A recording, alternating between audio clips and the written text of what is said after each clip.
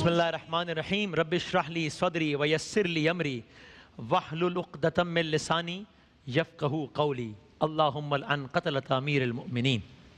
آج کا قصہ حضرت علی سے ہی متعلق، بغیر کسی تمہید کے آغاز کرتے ہیں۔ حضرت علی کے پاس ایک دفعہ یہودیوں کی ایک جماعت آئی اور جانتی تھی کہ معلوم تھا کہ سرکار دو عالم صلی اللہ علیہ وآلہ وسلم علم کا شہر ہیں، علی دروازہ ہیں، انا مدینۃ العلم وعلی بابها۔ تو یہ اپنے طور پر یہ سوچ کر آئے تھے کہ اگر کسی طرح ہم نے، یہ نادان یہ سوچ کر آئے تھے، کسی طرح ہم نے اگر ان کو، حضرت علی کو علمی بنیاد پر شکست دے دی تو اس سے مسلمانوں پر بہت غلط اثر پڑے گا۔ اب آپ ذہن میں لائیے، وہ سارے انبیاء کرام کے واقعوں کو سناتے ہیں کس طریقے سے پلان کر کر کے آتے تھے کہ اگر ہم نے علمی محاذ پر شکست دے دی، اس محاذ پر شکست دے دی تو ہمارا پلڑا بھاری ہو جائے گا۔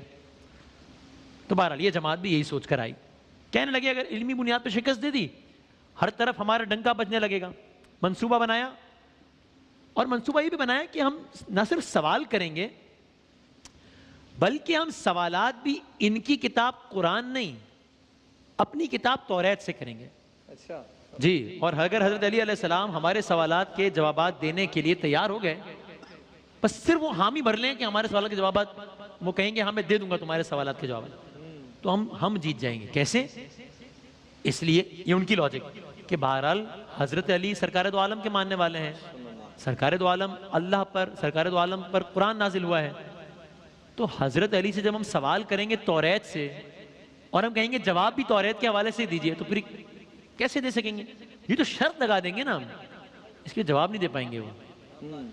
تو بس وہ لوگ، ایک شخص تھا، نام روایت میں آیا راس الجالوت اس کا نام تھا، اس کی قیادت میں یہ وقت حضرت علی کے پاس آیا، کہنے لگے اے علی ہم نے آپ کے علم کا شہرہ بہت سنا ہے۔ حضرت نے فرمایا اچھا تو پھر کیا اس کی تصدیق کرنا ہے ہوگی اپنے طور پہ؟ انہوں نے کہا ہم چند سوالات کرنا چاہتے ہیں، توریت سے کریں گے، اور اگر آپ نے سب کے سامنے، تنہائی میں نہیں سب کے سامنے ہمارے سوالات کے جوابات دے دیے ہم آپ کو باب العلم مان لیں گے۔ اچھا، حضرت علی مسکرائے، ٹھیک ہے منظور ہے، جہاں سے چاہو جیسے چاہو سوال کر لو، کیا بات ہے، ہر سوال کا جواب مل جائے گا۔ کیا بات ہے مولا جی، سبحان اللہ۔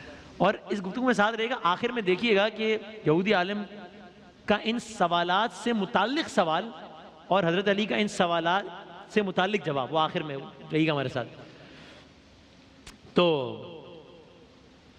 حضرت علی نے ایک بات کہی، کہا دیکھو تم اپنے طور پر یہ سوچ کر آئے ہو نا، اب میں الفاظ ظاہر ہے ہمارے مفہوم کہ دیکھو بظاہر تمہارے یہ بہت بڑا چیلنج ہے نا، تم بہت بڑی ایک بات لے کر آئے ہو، لیکن اس کے باوجود بھی ابھی میں نے تم سے تمہارے سوالات کے بارے میں پوچھا نہیں ہے، حامی تو بھر لیے لیکن سوالات نہیں پوچھے میں نے بھی، کیا ہے اگر میں تمہارے سوالات کے جوابات دینے میں کامیاب ہو جاؤں تو اسلام قبول کر لو گے؟ کہا بالکل قبول کر لیں گے۔ اس لیے اچھا اب ذہن میں یہ سوچ کر آئے تھے کہ یہ حامی بھر لیتے ہیں کہ اس لیے کہ سوالات کے جوابات دینا ممکن ہی نہیں ہوگا تو پھر اسلام قبول کرنا ہی نہیں پڑے گا۔ کہنے لگی جی اگر آپ نے جوابات دے دیے تو اس بات کی دلیل ہوگی کہ جس ذات سے آپ نے علم سیکھا ہے یقیناً وہ کوئی عام آدمی نہیں ہے بلکہ اللہ ہی کی طرف سے بھیجا گیا کوئی رسول ہے۔ معاملات طے ہو گئے، لوگ جمع ہو گئے، مجمع کی شکل میں ہماتن گوش ہو کر بیٹھ گئے۔ یہودی علماء جن کا سردار کا نام عرض کیا راس الجالوت تھا، سب کے چہروں پر مسکراہٹ پھیل گئی۔ ابھی معاملہ شروع نہیں ہوا اور ان کے چہرے پر فاتحانہ مسکراہٹ ہے۔ بے وقوف یہ بھول گئے تھے کہ سامنے فاتح خیبر بیٹھا ہے، بھائی کمال ہے، چہرے پر فاتحانہ مسکراہٹ لیے بیٹھے ہیں۔ تو یہودی عالم نے مجمع کی طرف دیکھا اور علم کے تکبر سے بھرپور لہجے میں پہلا سوال کیا۔ سوال جواب کے سلسلے کا آغاز ہوتا ہے۔ پہلا سوال، اے علی یہ بتائیے وہ کون سی چیزیں جو خدا کے لیے نہیں ہیں، خدا کے لیے نہیں ہیں؟ سوال ہوا تو اس کو سنتے ہی مجمع کا ہر فرد بڑی گہری سوچ میں ڈوب گیا، اس لیے کہ مسلمان ہوں یا اہل کتاب ہوں سب کے نزدیک سارے کا سارا اختیاری اللہ کا ہے، اللہ مختار کل ہے، اختیار کل رکھتا ہے، مالک کل بھی ہے، تو یہ کیسے ہو سکتا ہے کہ کائنات میں کوئی ایسی چیز بھی ہو جو اللہ کے لیے نہ ہو؟ حضرت علی نے مجمع کی طرف ایک نظر دوڑائی اور راس الجالوت کی آنکھوں میں آنکھیں ڈال کر بغیر کسی توقف کے فرمایا. تیرا سوال ہے نا کہ وہ کون سی چیز جو اللہ کے لیے نہیں ہے, جواب ہے کہ وہ چیز شرک ہے. اللہ ہر قسم کے چھوٹے بڑے شرک سے پاک ہے. شرک اللہ کے لیے نہیں ہے بھائی. اللہ اکبر. کہا پاک ہے وہ وحدہ لا شریک ہے. کیا کہنے ہیں. مجمع نے حضرت علی کا جواب سنا اور بے ساختہ منہ سے واہ واہ نکلنا شروع ہو گئی. اگلا سوال, سوال نمبر 2. علی یہ بتائیے وہ کون سی جگہ ہے جہاں خدا ہے, جہاں خدا ہے. فوراً جواب دیا خدا ہر جگہ ہے. کہیں نہیں, اس سوال کا جواب آپ ہماری کتاب سے دیجیے. کہا اچھا. کہ پھر ایک کام کرو, تمہاری کتاب کے فلاں صفحے کی فلاں سطر کو دیکھو, ٹھیک, فلاں سطر کو دیکھو. کیا اس میں نہیں لکھا, تمہارے سوال کا جواب دے رہا ہوں, اس میں نہیں لکھا کہ موسیٰ علیہ السلام کے پاس ایک فرشتہ آیا, موسیٰ علیہ السلام نے پوچھا کہاں سے آئے ہو, تو اس نے کہا عرش سے قریب 7ویں آسمان سے آپ کے پاس حاضر ہوا ہوں. اتنے میں موسیٰ علیہ السلام کے پاس دوسرا فرشتہ آیا, موسیٰ علیہ السلام نے پوچھا کہاں سے آئے ہو, اس نے جواب دیا کہ میں زمین کے 7ویں طبق سے آپ کے پاس آیا ہوں. موسیٰ علیہ السلام نے پہلے فرشتے سے پوچھا 7ویں آسمان پر تمہارے قریب کون تھا, فرشتے نے جواب دیا میرے قریب میرا رب تھا. پھر موسیٰ علیہ السلام نے دوسرے فرشتے سے پوچھا, زمین کے 7ویں طبق سے آنے والے فرشتے سے پوچھا کہ تمہارے قریب کون تھا, کہاں سے آئے ہو, کہا میرے قریب میرا خدا تھا. پس معلوم ہوا بلندیوں کی انتہا ہو یا پستیوں کی جگہ, خداوند تعالیٰ ہر جگہ قریب اور موجود ہے. توریت سے جواب دیا. ظاہر ہے بلندی پستی ہم دنیاوی معنوں میں بات کر رہے ہیں, ہائٹ ہو یا پھر نیچے. اللہ اکبر. یہ وہ موقع تھا کہ حضرت علی نے فرمایا پاک و منزہ ہے وہ ذات جو کائنات کے ذرے ذرے میں ہے. اب یہ سننا تھا کہ علماء یہود اور مجمع سراپا سوال ہو کر حضرت علی کی طرف دیکھنے لگے. تب حضرت علی نے مسکراتے ہوئے فرمایا ہر چیز میرے رب کے قریب ہے, ہر چیز میرے رب کی دسترس میں ہے. تیسرا سوال, کہا کون سی چیز ہے جو خدا کے قریب نہیں ہے, خدا کے قریب نہیں ہے. حضرت علی نے فرمایا اللہ سراپا حمد ہے, اس سے کوئی غلط بات منسوب کی ہی نہیں جا سکتی, وہ ہر برائی ہر عیب ہر خطا سے پاک ہے.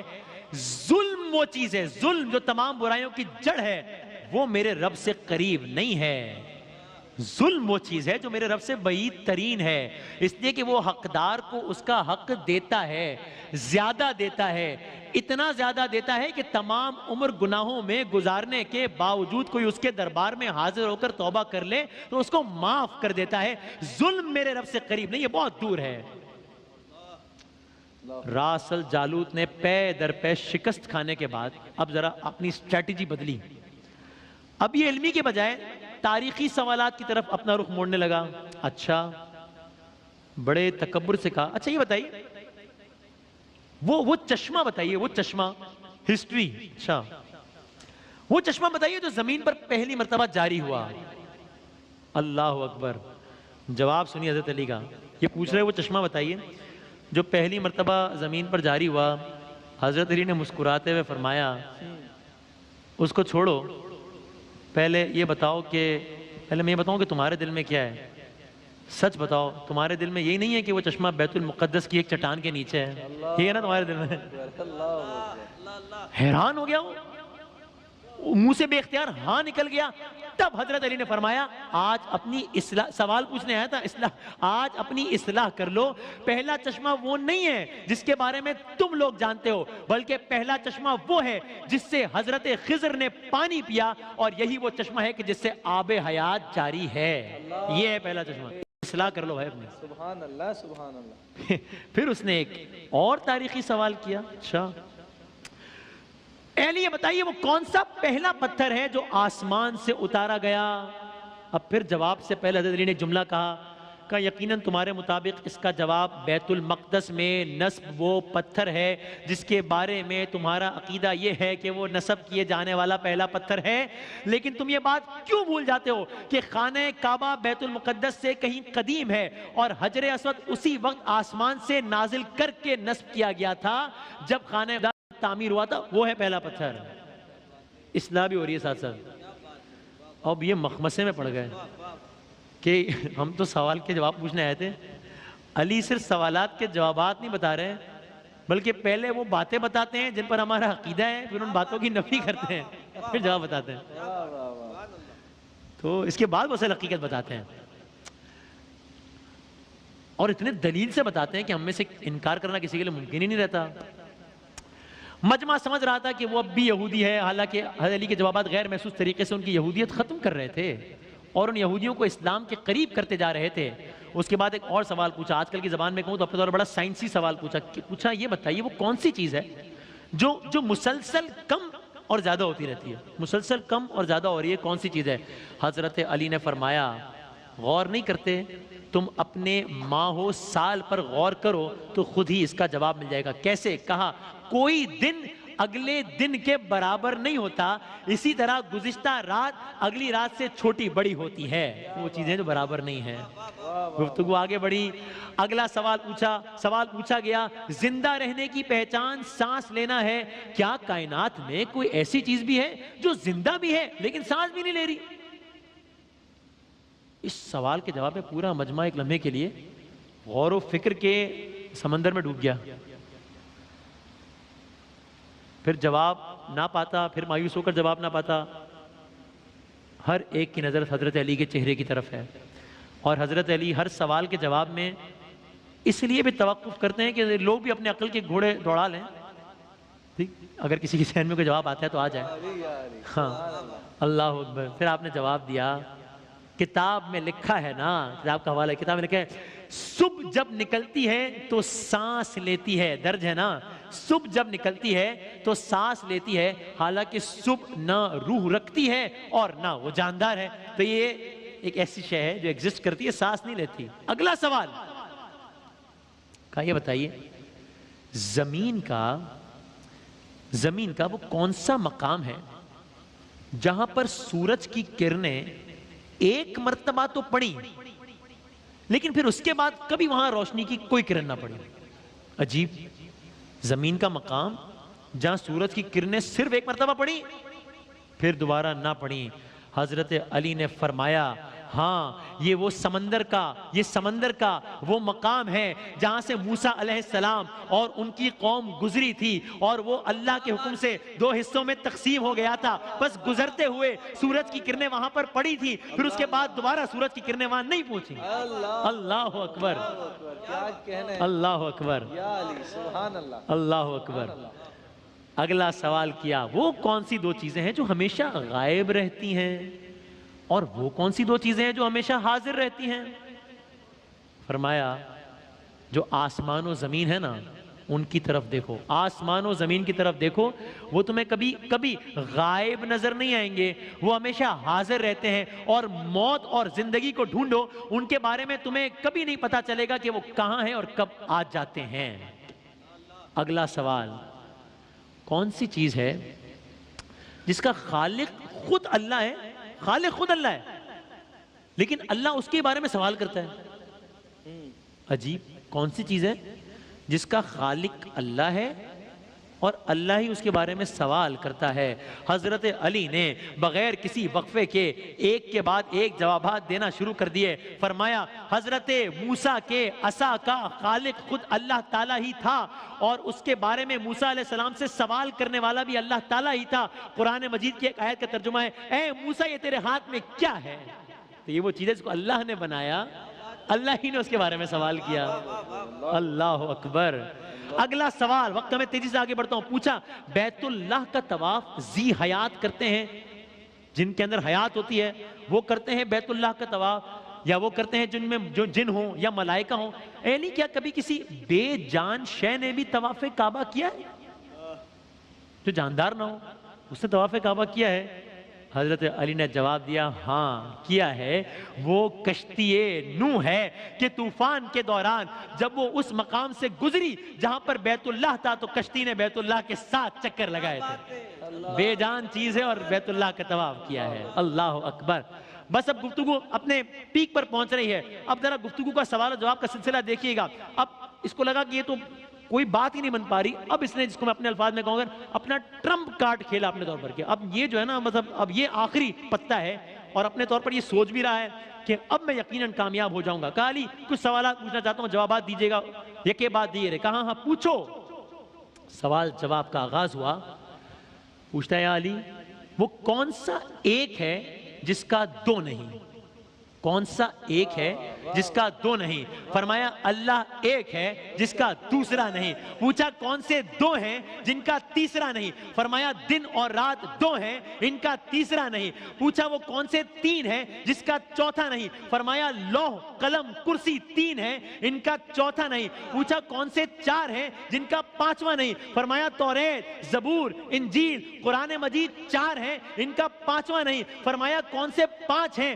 پوچھا کون سے پانچ ہیں جن کا چھٹا نہیں؟ فرمایا پانچ نمازیں ہیں, فجر ظہر عصر مغرب عشاء پانچ ہیں ان کا چھٹا نہیں. پوچھا چھ بتائیے جن کا ساتواں نہیں؟ فرمایا زمین و آسمان 6 دن میں پیدا ہوئے ان کا ساتواں نہیں. پوچھا وہ 7 بتائیے جن کا 8واں نہیں؟ فرمایا میرے رب نے 7 آسمان بنائے ہیں ان کا 8واں نہیں. پوچھا وہ 8 بتائیے جن کا 9واں نہیں؟ فرمایا عرش کو 8 فرشتوں نے اٹھایا ہوا ہے ان کا 9واں نہیں. پوچھا 9 بتائیے جن کا 10واں نہیں؟ فرمایا اللہ نے فرمایا, آپ کو یاد ہوگا, فرمایا اللہ نے فرمایا ہے حضرت صالح کی قوم میں 9 بڑے کافر سردار تھے ان کا 10واں نہیں. پوچھا اچھا وہ 10 بتائیے جن کا, اب مجمع میں ایک عجیب و غریب کیفیت طاری ہو رہی ہے اور وہ یہودی عالم بھی سوچ رہا ہے کہ یہ تو معاملہ کہاں کا کہاں چلا گیا, لیکن سوال جاری رکھے ہوا ہے. پوچھا وہ 10 بتائیے جن کا 11واں نہیں؟ فرمایا حج کے موقع پر قربانی نہ ہو تو 7 روزے حرم میں 3 روزے گھر پر رکھنے کا حکم ہے, یہ ہو گئے 10. یہ 10 ہیں جن کا 11واں نہیں. پوچھا سوالات جاری رکھ رہا ہے. پوچھا وہ 12واں بتائیے جن کا 13واں نہیں؟ فرمایا سال کے 12 مہینے ہوتے ہیں ان کا 13واں نہیں. کہا وہ 13واں بتائیے جن کا 14واں نہیں؟ فرمایا حضرت یوسف علیہ السلام نے جب خواب میں دیکھا تھا تو دیکھا تھا کہ اس میں 11 ستارے سورج اور چاند کو دیکھا, یہ 13 تھے ان کا 14واں نہیں. کیا بات ہے, سبحان اللہ سبحان اللہ سبحان اللہ. اللہ اکبر اللہ اکبر اللہ اکبر سبحان اللہ سبحان اللہ. یعنی میں یہ سوچ رہا تھا کہ شاید وہ اپنے طور پر اس سوالات کی گردان اس لیے آگے بڑھا رہا ہوگا کہ اس نے سے سوال ہی پوچھنا تھا نا, کون سا ایک ہے جس کا دوسرا نہیں سامنے, لیکن مولا کائنات جوابات دیے جا رہے ہیں کیا کہنا ہے. اللہ اکبر. اس کو خود بھی میں واقعی سوچ رہا تھا کہ اس کو کون سا جوابات پتہ ہوں گے, پوچھنا ہی تھا, پوچھے جا رہا تھا سامنے. اللہ اکبر. حضرت علی جواب دیے جا رہے ہیں. بس گفتگو تمام ہو رہی ہے. پوچھتا رہا, جواب دیتے رہے, لوگ حیران و پریشان ہوتے رہے. تب لوگوں میں بیٹھے ہوئے ایک یہودی نے سوال کیا. اب مجمع کی عجیب و غریب کیفیت ہے. ایک یہودی نے سوال کیا, حضرت دنیا میں, اب آپ یہ سوچئے یہ ہے حاصل کلام جو میں نے آپ سے گفتگو کے شروع میں کہا تھا, ان سوالات پر ایک یہودی کا سوال دیکھیے گا اور ان جوابات پر حضرت علی کا کومنٹ دیکھیے گا. یہ سارا منظر لوگ دیکھ رہے ہیں, حیران ہیں, پریشان ہیں کہ جتنی تیزی سے سوال نہیں ہو رہے اس سے زیادہ تیزی سے جواب آ رہے ہیں. جواب بھی اپنی کتاب سے نہیں آ رہے, توریت سے آ رہے ہیں. جواب سے پہلے یہ بھی بتا رہے ہیں کہ مجھے پتہ ہے تیرے دل میں تو یہ ہے, لیکن اصل جواب تو یہ ہے. اب یہودی نے سوال کیا, حضرت دنیا میں ہر آدمی سوچ کر جواب دیتا ہے, آپ ایسے جواب دے رہے ہیں جیسے سارے سوال اور ان کے جوابات آپ کو ازبر ہوں. حضرت علی نے جواب میں اس سے ایک سوال پوچھ لیا, کہا یہ بتاؤ, وہ اس سے یہ پوچھا کہ آپ نے تو سوچے بغیر جواب دے دیا. حضرت علی نے اس سے فوراً سوال پوچھا, تیرے ہاتھ میں انگلیاں کتنی ہیں؟ فوراً بولا 5. کہا ارے تو نے بھی تو فوراً سوچے بغیر جواب دے دیا. کہا یا علی یہ کیسی بات ہے, مجھے معلوم ہے کہ میرے ہاتھوں کی 5 انگلیاں ہیں. مسکرا کر حضرت علی نے کہا کہ مجھے بھی یہ سارے علم ایسے ہی ازبر ہیں جیسے تجھے یہ معلوم ہے کہ تیرے ہاتھوں میں 5 انگلیاں ہیں. کیا بات ہے مولا. اللہ اکبر. سبحان اللہ. میں علی کے سامنے سارے راز ایسے ہی کھلے ہوئے ہیں. بے شک بے شک. یعنی جب تک میں نے گفتگو کا یہ حصہ نہیں دیکھا تھا تو ایک تمام تر ایمان کے باوجود ایک کیوریوسٹی میں تھا کہ کیسے اس مثال سے سب سمجھ میں آ گیا. کوئی مجھ سے پوچھا انگلیاں کتنی, فوراً کہوں گا 5. سوچنے کی ضرورت ہی نہیں ہے کیونکہ میرے سامنے کی بات ہے. حضرت علی کے سامنے اس انداز سے ہے سارا معاملہ, ضرورت ہی نہیں ہے سوچنے کی. گفتگو ختم ہو رہی ہے. اس کے بعد راسل جالوت نے آخری 2 سوال کیے. کہا یہ بتائیے آسمانوں اور جنت کا قفل کیا ہے؟ آپ نے جواب دیا شرک. شرک سے ان کے دروازے بند ہو جاتے ہیں. آخری جملہ فرمایا اچھا تو پھر اس آسمان و زمین کا تالا پہلے پوچھا کیا ہے تو بتایا کہ تالا ہے شرک. آخری جملہ، سوال آخری، فرمایا اچھا تو پھر یہ بتائیے اس تالے کی چابی کیا ہے؟ آپ نے فرمایا میرے مصطفیٰ کا عشق ہے اس کی چابی۔ عشق کا ابتدائی اظہار کلمے سے ہوتا ہے، بس حضرت علی نے کلمہ پڑھا، ساتھ ہی کلمے کا سننا تھا۔ یہودی علماء خود اور خود راس الجالوت نے بے اختیار کلمہ پڑھا، سب کے سب دائرہ اسلام میں داخل ہو گئے۔ محمد رسول اللہ، اللہ اکبر، سبحان اللہ، اللہ اکبر۔ اللہ تعالی ہم سب کو سرکار دو عالم صلی اللہ علیہ وآلہ وسلم اور ان کی آل اولاد اور اصحاب کی سیرت پر چلنے کی توفیق عطا فرمائے۔ آمین، اللہم آمین، آمین۔ ماہ کرم یہی ماہ عطا